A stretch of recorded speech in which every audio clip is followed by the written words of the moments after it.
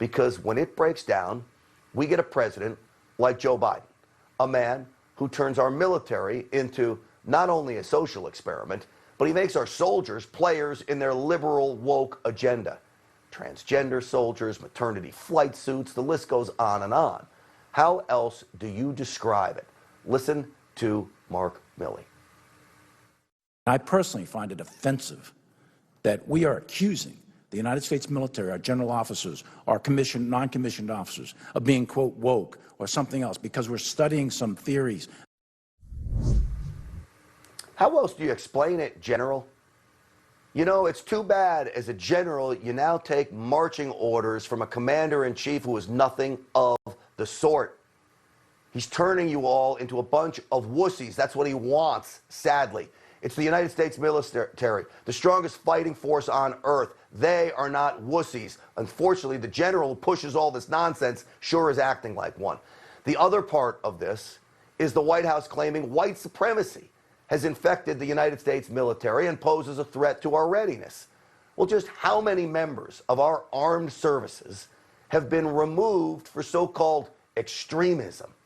Well, we've got some numbers. Of 222,000 active duty Marines, the number stands at 4. 4 out of 222,000. Of 1.1 million Army soldiers, there were 9. Okay? 9 out of a million. This is the greatest threat to our readiness? 13 people out of about 1.3 million? Give me a break.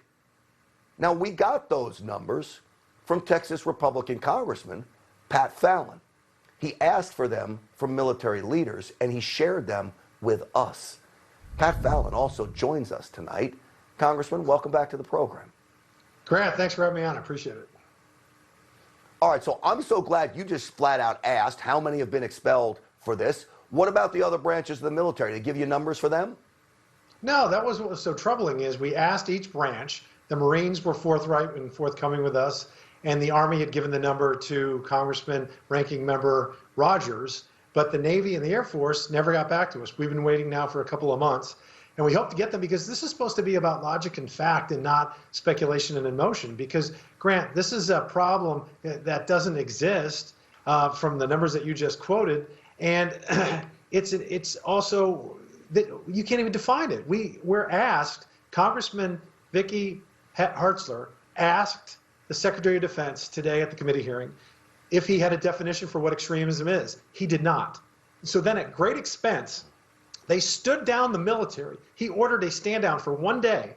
So the entire military, this is active, guard, and reserve, and also the 700,000 folks that work for the DOD, the civilians, to talk about extremism.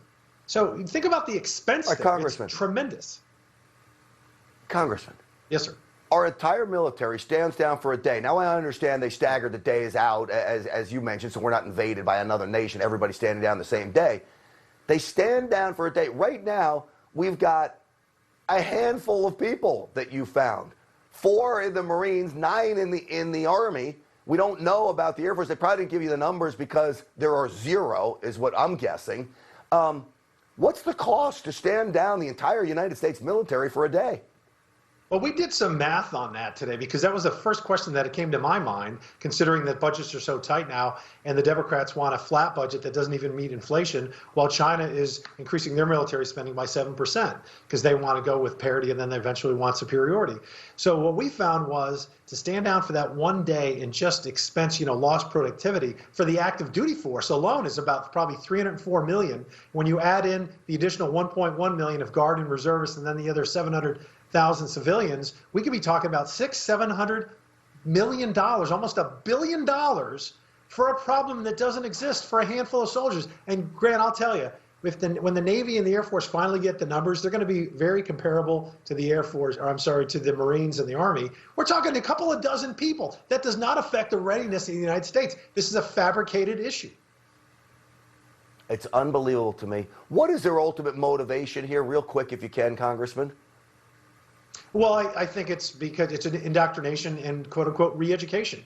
Because the military, as we all know, traditionally net votes probably right of center. So it's the last bastion of that, and they're trying to infiltrate it. And it's ridiculous because they have a captive audience. I'm furious, Grant. This is un-American. And you should be. And I want to thank you, Congressman Pat Fallon, for sharing those numbers with us and allowing us to share them with the public, because this is the kind of information we need to know about, as they tell us one thing, and when people start doing the research, we get a totally different story. Pat Fallon, as always, thank you, buddy, for coming on the program. Thanks, Grant. God bless you.